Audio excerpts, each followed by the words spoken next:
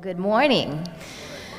So I'm so happy you're here today, and I am so happy to be here today. I'm going to talk a little bit about me. I'm going to talk about my journey and how this amazing transformation conference has been transforming for my journey into consciousness.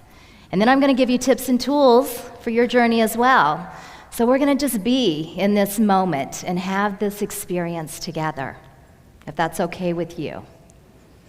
So at this time, let's just take a moment and breathe and just come into our body and be present with one another here and now. And if you're guided to, bring your hand to your heart and connect to your heart. And when we do this, we're releasing those endorphins, that serotonin, those feel-good moments, and we're connecting to ourself. And as we do this, we connect to one another too. And if you're guided to, just take a big deep breath and relax and breathe in peace, love, and compassion. And release anything and anyone that doesn't serve you or your higher purpose. It feels good, doesn't it? So I made a few notes. I will tell you, I'm one of those people that just like to talk. And I like to walk, so you're going to see me moving around a little bit. And I love the inspired speaking, but the human side of me says have some notes, have some structure. Make sure that you give people something. And the other side of me says, well, you'll give them something. You're here, you're being present. Just connect. So I did make a few notes, and I'm going to reference them here and there, but otherwise, we'll just see what comes through in this time. So, I want to give a shout out. First of all, we have a birthday girl here today. I'm not sure if she made it in the room yet, but happy birthday to Jackie. She made a note that this is her birthday gift to herself, coming to this conference. So I'm so happy that she chose that to honor herself and celebrate herself here with us. Yes.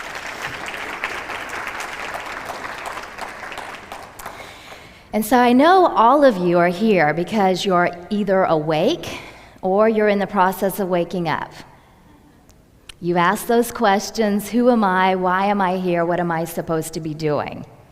Haven't you? And some of you have received that as answers and received that clarity. And some may seem like you're still wandering a little bit, or you may feel a little lost or confused.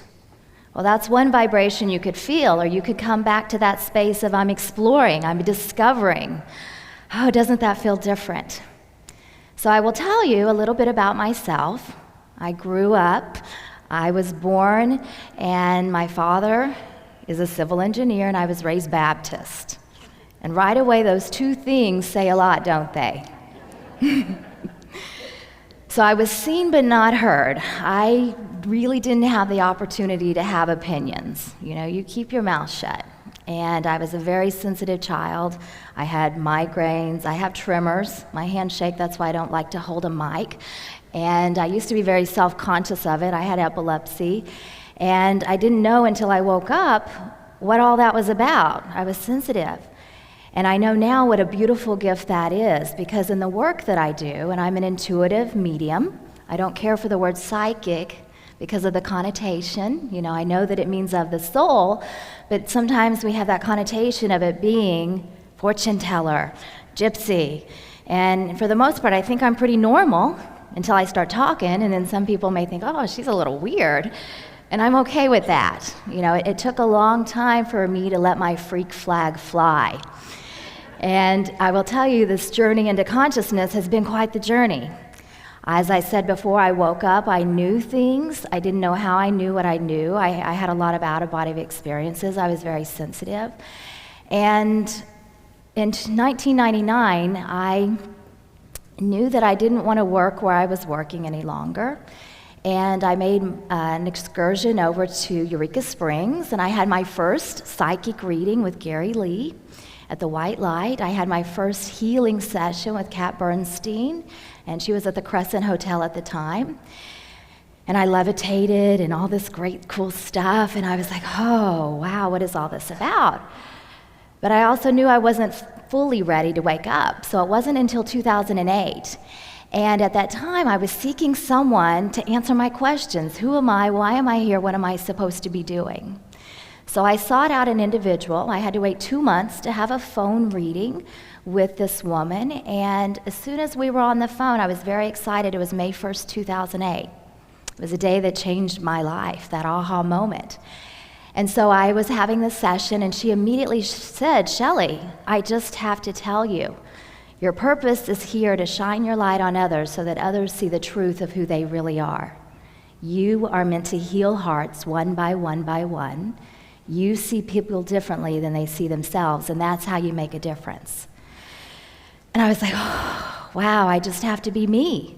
That's all I have to do is shine my light and see the light in others. Wow.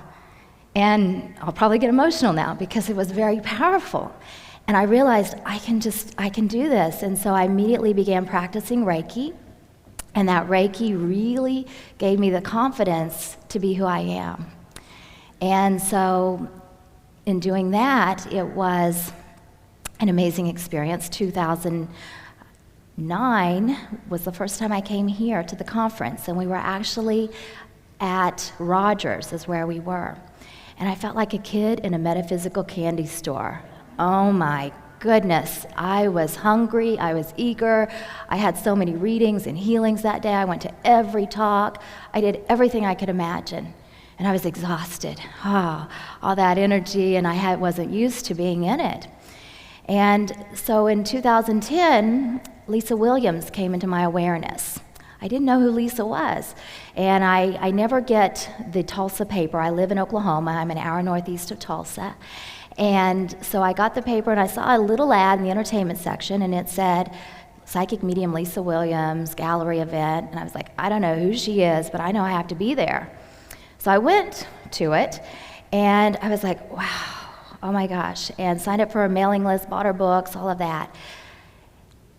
I'm going to make it a shorter story, because of course I could take a really long time to tell you this, but she was doing an intermediate mediumship class, and you applied for it. And I was confident. I said, I don't know, but I know I'm supposed to do this. Filled out the applications. She accepted me. I think there was 60 people that she accepted for the class, and there was quite a few 100 applicants, she said later, that applied, and it was Dallas of 2010. And so I went to the class, and I was a little nervous. I was a little anxious. I didn't know what I was getting myself into. And in the same sense, I felt very peaceful. And I realized I'm a medium. I can connect with those that have passed. And I needed the confidence, acquire the confidence, to be able to do that. And it was amazing. I had information. I didn't know quite how I knew it and things like that. And next thing you know, I'm taking another class with her in 2012. I did an advanced mediumship, a platform mediumship. And I studied with John Holland the next year, and then Tony Stockwell twice last year. And in this time, I went from being a very shy person, being nervous to talk to people, to the person you see before you. And I am so grateful that all of this happened. I'm grateful for every experience that led me up into this moment, because I know that sometimes we have hardships in our life, we have challenges. But upon reflection, every experience we've ever had made us who we are. And it can be tough pill to swallow at times. I write about this in my book. I'll share about it briefly, but there's a lot of people in my life that don't agree with what I do. And they especially didn't agree when my book came out. Oh my goodness. And it's been a real test for me, but I also know it's a test for me for this lifetime. To be who I am, to stand in my power, to have the courage and the confidence to do this work. Living in Oklahoma, religious beliefs, cultural beliefs and such, you just don't put a sign on your head that says you talk to dead people. Yeah, and you especially don't let your people know at your kids' school, because you'll embarrass your kids. I have two beautiful children, 19 and 23 now. And they didn't quite know what to think of their mama waking up and being much different than I was before. So that's a little bit about me. I'm an intuitive medium. I'm a Reiki master. I like to call myself a spiritual growth coach. I called myself a teacher for a while, and I thought, I do teach, but I like the idea of growth coach. That feels really good and help people on that journey. I'm not a fortune teller. I definitely empower you, and a lot of people, when they have a session with me, they'll say, that's not what I was expecting, and I said, good. Good, expect the unexpected. Let's grow. Let's not be stagnant, and definitely don't give your power away to someone else.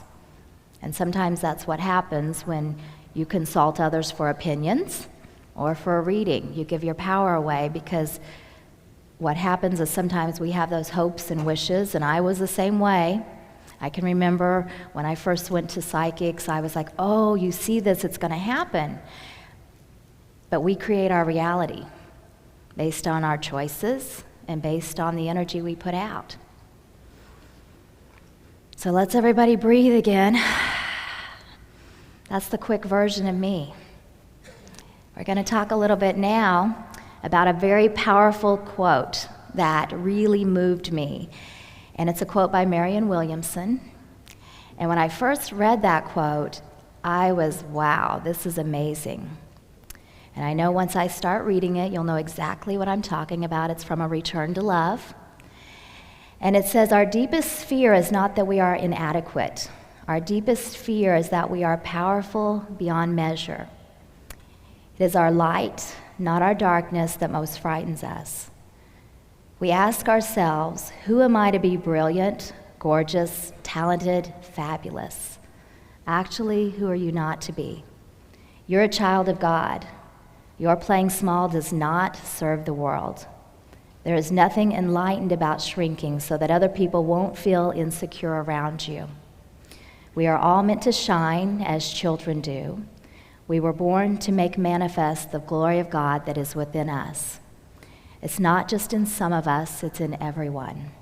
And as we let our own light shine, we unconsciously give other people permission to do the same. As we are liberated from our own fear, our presence automatically liberates others. Can you feel the power of those words? I love it. And so what it's saying is be you. Be comfortable with your belief system. Be comfortable with your light and letting that shine. And it's hard. Sometimes it's really hard. And sometimes you want to crumble and you want to dim that light. But don't ever give your power away or dim it for someone else if you can. So we're going to talk a little bit now about the Transformation Conference. A little bit more than what I said. I'm so very blessed to have it come into my awareness. It was 2009, the first time that I came to it. And as I said before, I was a kid in a metaphysical candy store. That's when I met my dear friend Shelly. And we've been friends ever since. We've had this deep connection. That's when I learned about relationship villains and those windows of opportunity and all of those things. And I use those words now. I said, we have people in our life, and I'll hear myself quoting her. And what happens is we absorb this information that comes into our awareness, and then it becomes a part of us. And that's why when we have the courage to repeat stories, to share our experiences, we pass those little nuggets to other people around us. So as you're guided to do that, absolutely share. And if you feel a little reservation to not, go ahead and do it anyway, because that's your fear that you're moving through. So absolutely share. I learned a lot of lessons for each year as well, too. That was the year that I met Helen Reddy, and I had a most amazing time with her, and it was coincidentally enough, I already had a trip planned that next month to go to Sydney, Australia. What kind of synchronicity is of that? So I had the courage to ask her, while I'm there, can I have a session with you? And she does hypnosis. And I did. Absolutely, she said yes. I asked, she said yes. And that's something else that I would like to remind people too. Always ask. You've got two responses, yes or no. 50-50 shot. And if you don't ask, you have 0. So go ahead and ask and just see what happens. So I had a session with her. It was amazing. I write about that in the book too, and go into great details, but she gave me lots of wisdom and empowerment in that time that I was with her. In 2010, I signed up to be an attendee again, and in the last minute, literally, I was like, oh, I want to be a vendor. And Julia's like, well, we don't have any more tables, but we'll let you know. And I'm like, I'm coming no matter what. I just need to know, what to bring. And at the time, I was practicing Reiki, and that was it. I wasn't doing readings. And I also am very creative. My husband and I are artists as well, and I did mosaics, and I'm like, I'm going to bring that, and everything of it happened. So they called the day before. There was a table, so that was my first year to be able to do that. That was the year that Daniel Brinkley was here and Lindsay Wagner, and that's when I first met Blair Styra and fell in love with him and Tabash. I love it. And one pivotal moment that year was Daniel had written my book, To Shelly, I Will Always Love You. And I knew necessarily it wasn't from him, from Daniel, but it was a message from Spirit. And in Lindsay's meditation, she plays the song from Dolly Parton, I Will Always Love You, and it wasn't the song, there wasn't her voice, but the harmony, how the music goes. So I'm hearing that, and I'm hearing that repetition. And I knew it was a message from my angels and guides saying, we love you, no matter who you are or what you choose, we love you. The next year in 2011, that's when I first met Dee Wallace and Guy. And remember, each year, Sherry and I were together. So we continually, that was our becoming together. She lives in Florida and I'm in Oklahoma, so we don't see each other, but we talk all the time. And so that was great. But that year, I had lessons in discernment and boundaries. Just because someone says I need something doesn't mean I need it. I need to check in with myself. And that was huge for me. And someone said, you have attachments, and I was vulnerable and gullible, and I was like, oh, get rid of them. I felt worse after they worked on me. And so I know now it's okay to tell people no, or I'll take care of it myself, or thank you for telling me, or things like that. So it's important always to listen to what your gut tells you and follow with that, not necessarily what people say to you, okay? So in 2012, I had a great experience too. That's when I met Guy, and Sherry was here again, and Victoria Pendragon for the first time. And my experience that year, that lesson was, observations are good, but allowances are better. Everyone's having their human life experience. So I know we say, don't judge people, everyone's saying. And the thing is we are human. We make observations. It's okay to make observations, but release the attachment or the judgment or things like that. And it's okay for people to do and say and be what they are, and if it ruffles your feather, it doesn't feel right to you, let it go. Just allow people to have their experience. It doesn't mean you have to intervene or have your opinion or share it. If they ask, you may be guided to, but sometimes I think you just remain silent and observe and just allow them to have it. So that was big that year for me. That's when Aaron Gandhi was here too. And it was a fun time just gathering with them. I remember we gathered in the lounge that evening. It was at a different hotel, and Sherry and I were in there, and Nikki, I believe, was in there. And Gloria came in, and next thing, Dolores comes in. Dee had already been there. Dolores comes in, and Arun Gandhi comes in, and that's Mahatma Gandhi's grandson. And we were having a little drink and just chatting, and they ordered ice cream. And so we're sitting there talking to him, and Dee made the comment and said, what a vision. Here we are in Arkansas. E.T.'s mom with Gandhi's grandson. Can you see it on the National Enquirer? And I'll never forget that memory. It was like perfect, and Dee is so witty anyway. It was just like, yeah, here we are in Arkansas, gathered together, having this memory. And it was great. In 2013, that's when I first met Garnett Schulhauser for the first time, and Charmian Redwood, and Catherine Andrews. And so it was just beautiful. And that year, it was all about speaking my truth and honoring my emotions. And really saying, this is what I want to do. And all these lessons that we can learn, we take with us to our next experiences. So I did not attend last year. Sherry wasn't a speaker, and there was another event that I was attending, so I didn't come last year. And so this year I was invited to speak, and as you can tell, these people are my family. I've been here, I know them, and so what an honor it is. And I have to give a shout out to Tom, because he's always so kind and wonderful and humorous and to be around, and always so welcoming. And so this year I was so excited. That's when I met David Rivenis, and also got to connect with Ron and just enjoy myself. I established boundaries that I was going to read up until 3 each day, and I wasn't going to read today because I wanted to have the time to just connect with people, not feel obligated to have a session. And I'm cool with that. You know, I could have, the old Shelly made it said, oh, but I just need to do it. But this Shelly, who's here in this moment right now, said, it's okay. It's okay, take care of yourself. Enjoy yourself. And so I had an experience last night, and I'm guided to share it. I met Fearless Fran.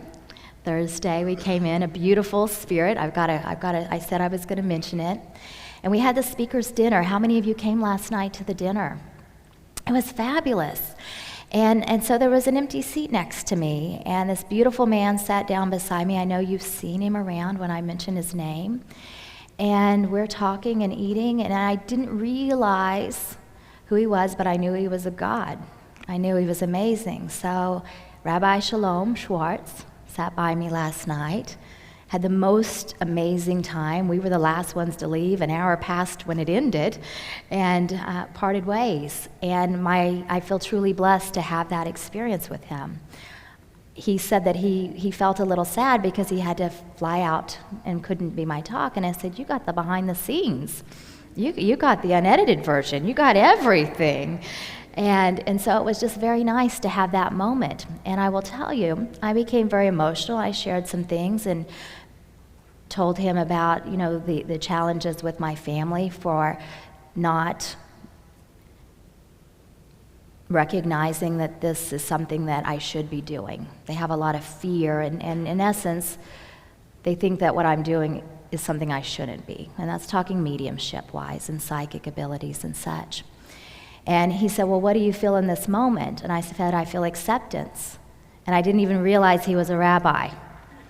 And I'm talking to this man. I said, you know, I know that religious beliefs and cultural beliefs and such may not agree with this. And I'm not fully aware of what the Jewish faith is in regards to that. But I just opened my heart and shared with him what I was guided to share. And he said, and what do you feel? I said, I feel nothing but acceptance. And so when I went back to my room, I just felt this wave of love washing over me, and I cried and I cried and I cried. But I was smiling while I was crying, so I was like, well, this is good. And I heard the words in my head, I felt God today. And I truly felt that that's what the presence was in physical form. And I thought, well, that's a song, but I had to Google it to clarify. And so George Strait wrote a song, I Saw God Today. And it just, you know, that's what came into my awareness. I had one word wrong, but I'm a feeler, and I feel things, so it was only appropriate that I would feel God versus see him. And so that brings you up to this moment in time where I'm at. And, you know, what a beautiful time to be gathered here. I know that each one of you is having your own experiences of the conference, and it's something that you will take with you, these nuggets of love, of transformation, of hope, of peace, whatever it may be.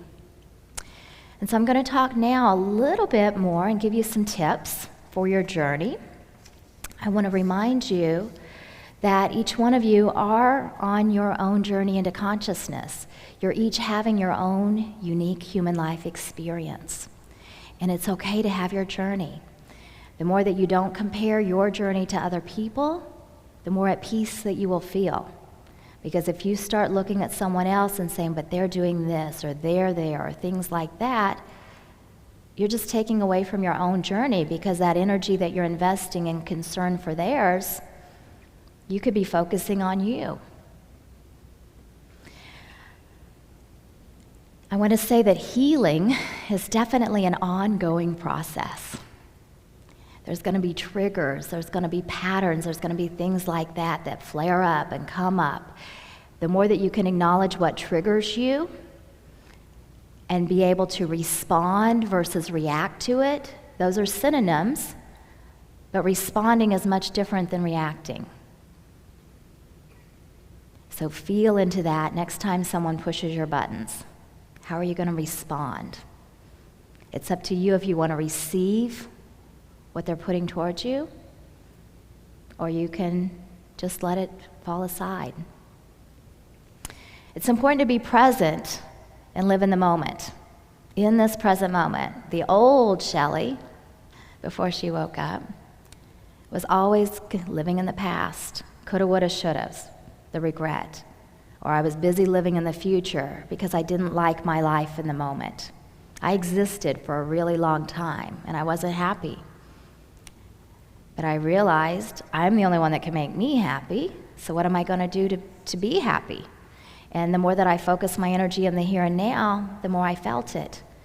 And I will tell you, Reiki really transformed me.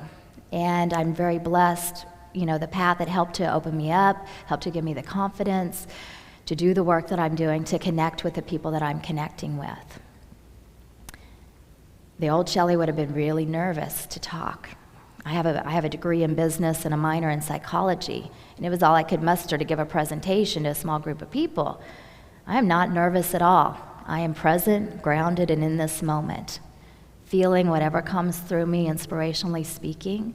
And I think if people can consciously, actively be mindful, be present in every moment, it's going to be so much easier than get worried about what could happen.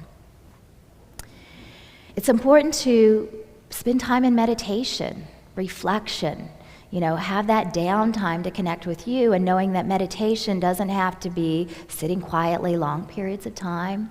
I don't like to sit still. I like to, meditate a few minutes, and I'm conscious of my breathing, being mindful of the inhalations, the exhalations. I like to go for a walk. I like to garden, pull weeds, things like that. It's mindfulness, it's meditation, whatever you do for you. Mowing the lawn for some people is meditation. Going fishing, things like that. Whatever feeds your spirit and gives you that time to just be is going to be tremendous for you. So that's a great way to grow and evolve and have that time to connect. I feel like it's important, too, to take time to assess relationships, because some people in your life are toxic. I'm just going to spell it out and say it very succinctly, how toxic some people can be. It doesn't mean you can't have them in your life, but have some boundaries and tell people no if you really want to say no, if you don't want to do things because you're saying yes to yourself. So cultivating those healthy, balanced relationships, telling people what they mean to you, saying I love you, thank you, whatever it may be, but that is essential on this journey as well. And practicing non-attachment to the outcome. We all want to create, we all want things to happen, but if we get caught up in how, when, why, what, where, well, we're trying to control it. And things happen when they're supposed to. They happen in divine time. We are operating on linear time with clocks and calendars. So operating on divine time allows us that opportunity to just say, okay, it'll happen when it's supposed to. Now, there's no way I could have planned what happened to me last night. I was where I was supposed to be at the right time. So was he. Pay attention to those conscious connections that you make. You just know when you connect with people, you can feel it. Pay attention to that. It's important to pay attention to your view. How do you view things? Are you operating and seeing things from a place of love or a place of fear? That's what I believe. There's two ways to view everything, love or fear. And if you're in this heart space, operating from the heart, you're trusting that things are as they should be. You're seeing everyone from a higher soul perspective. But if you're in fear mode, you're worried. You're angry or frustrated, everything in that lower chakra. And it's not bad, so don't beat yourself up for that by any means. But if you're operating from a place of love, you're just going to say it's how it's supposed to be in this moment. even the challenges we face. If you can see it from a higher perspective and see that there's always a blessing within it and see what the lesson is, it's going to help you to understand it a little more. And I firmly believe there's a lesson for us in everything. That's why we're enrolled in Earth School for this incarnation. That's why we chose to come here. Increasing your awareness is important too. We have 5 senses and our intuition, our 6th sense, which is the heightened 5 senses. So pay attention to what you see, what you hear, what you feel, what you know. Everything. The more that you pay attention, and you don't have to be vigilant about it, just be conscious about it. That's a different vibration. So paying attention to that, it's going to say, this is wonderful, and sometimes not so wonderful, and that's okay. But pay attention. Heightening your awareness is going to open your eyes to so much more. And having patience and trusting in the process. I know for many people, patience is quite a challenge. I know for me, I want it when I want it. And sometimes I can manifest that, but more often than not, I have a lesson of patience. Okay, it will happen when it's supposed to. The more that you can release, once again, when's it going to happen or how long is it going to take or anything like that. And even people attracting a relationship into their life or an amazing job or things like that, make yourself energetically available for that. And that's what I want to talk about now is your energetic emission. What are you transmitting out into the universe? Your thoughts, your words, your actions, being very conscious of your word choices. I use the word mindful and conscious a lot. I could use careful or cautious, but that's a different vibration. And rather than being fearful, I'm going to be mindful. I want to use that. Some people, it drives them crazy. Why do you say that? And I said, because that's what I feel. And I'm a feeler. When you focus on yourself too, and I know a lot of us have been taught or conditioned, whether society or family or culture or whatever it may be, that if you do things for yourself, you take care of yourself, you're greedy, you're selfish. And that is outdated information. So taking care of you, loving you for who you are, is really going to help you because it helps everyone else around you. So taking time, having balance, do things for yourself as you do for others, giving, receiving, all of that is very, very important. Forgiving yourself for choices that you've made and that you regret is huge. I believe there's no mistakes, and it took me a long time to believe that. But every choice we've ever made is an opportunity to learn and to grow. And hindsight is awesome. But if the thing is when we make a choice at a time and we're thinking, no, I shouldn't have done that. What was I thinking? Well, feel all that, but then let it go. Because you had that experience for a reason. It's important, as I said, too, taking time for you and having that balance between work and play. Some people are very work-driven. I know I work from home, and sometimes my work hours are quite long, and I just can't stop. And my husband gets frustrated at times, and I said, but I have work to do. And he's like, but there's tomorrow. And I said, but there's more to do tomorrow. I don't have an assistant, and I do a lot of things, and it's just my nature as well, but I know how important it is for me to not work. And so before this conference, I'm not working this week. I'm going to work this weekend. So I had that balance. But I'm in control of that too. And that's what I like to remind people too, is there's only 5 things we really have control of. And that's our thoughts, our words, our actions, our emotions, and our responses. We can't control what someone else does or sees or feels or anything like that, but we actually have control of how we choose to respond to it and how we perceive it. It's important to live authentically. And I know Sherry mentioned that on Friday during her amazing talk that I contributed to when she used my quote. That, it's not easy, as I said before, but walking your talk and talking your walk and just being who you are. I wasn't the least bit concerned about what I was going to say today. I did have structure. I was more concerned, what am I going to wear? What am I going to wear? They're videotaping me. What am I going to wear? And, when I tell people that, they laugh, of course. And I said, I'm just going to speak from the heart. And whatever I say, I will say. And I haven't really said what's on my notes, so it's good, because I'm just connecting with you in this moment. And whatever Spirit says to say, it's coming out of my mouth. So I think in every aspect that you can, just be who you are. I know when I'm around my son especially, he doesn't want me to talk about this stuff, but he's an engineer. I have a father and a son who's an engineer, and I honor that, absolutely. I don't want him uncomfortable. I don't want to embarrass him. That's not my intention. But I know that he loves me. I'm just respecting, how he feels. The other hand, my daughter's a free spirit, and she's going to college here in Arkansas and having an internship this summer.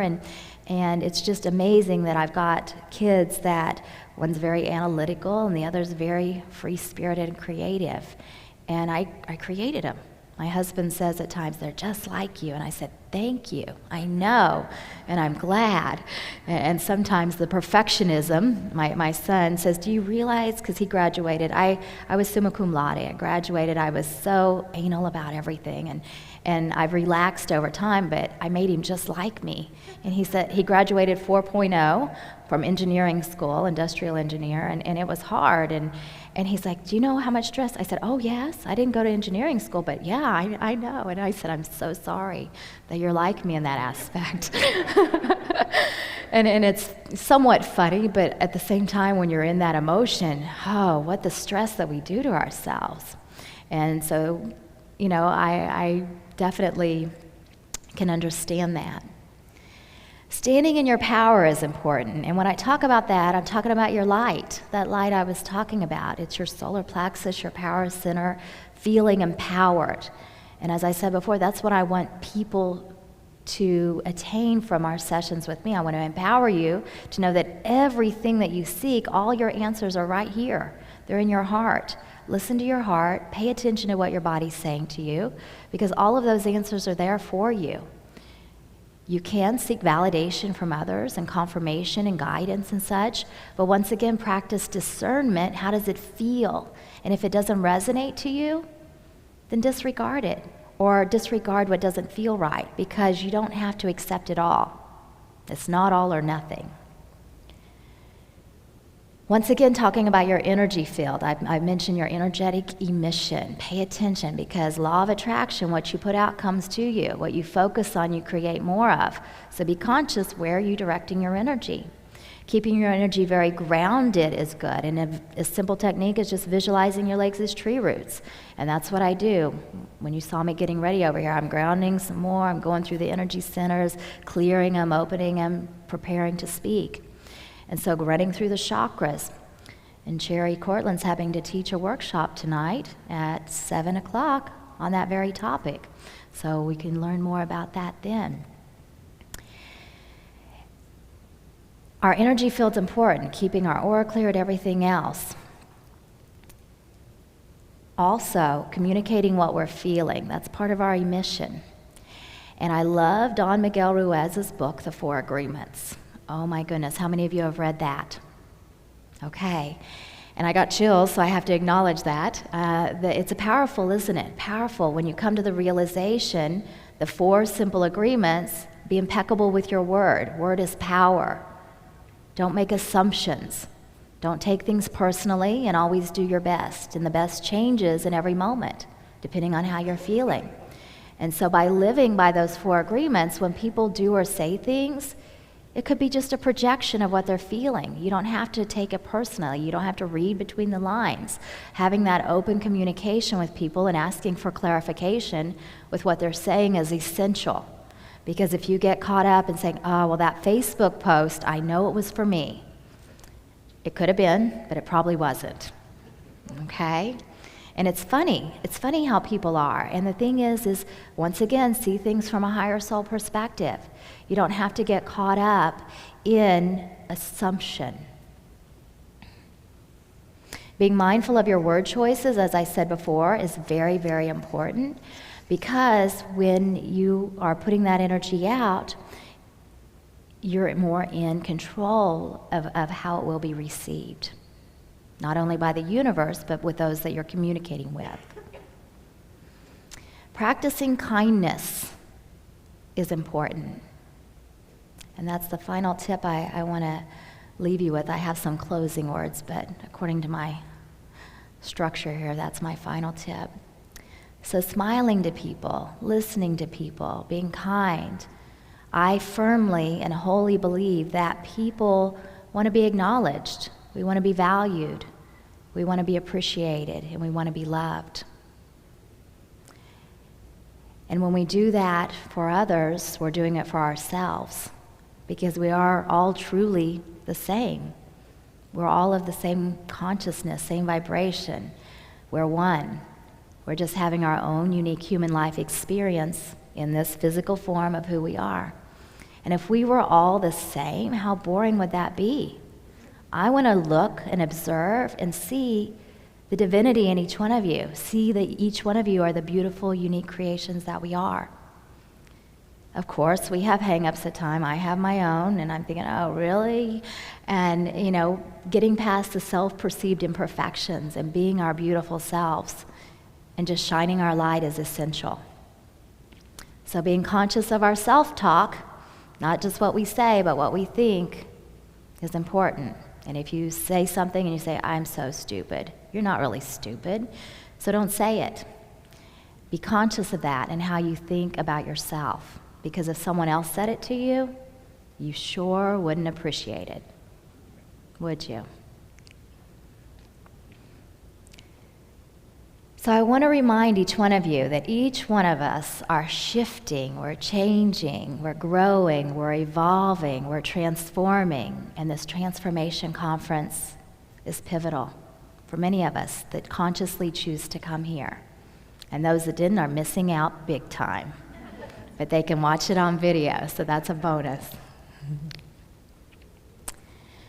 And I love this quote from Deepak Chopra, The 7 Spiritual Laws of Success.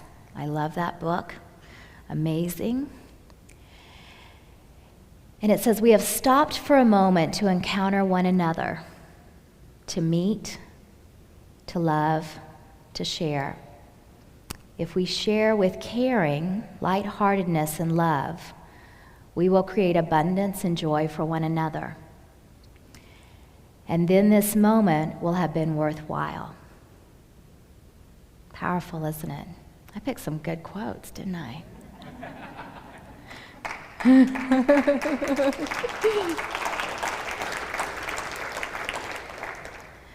So I want to tell you, this is your human life experience, your journey into consciousness.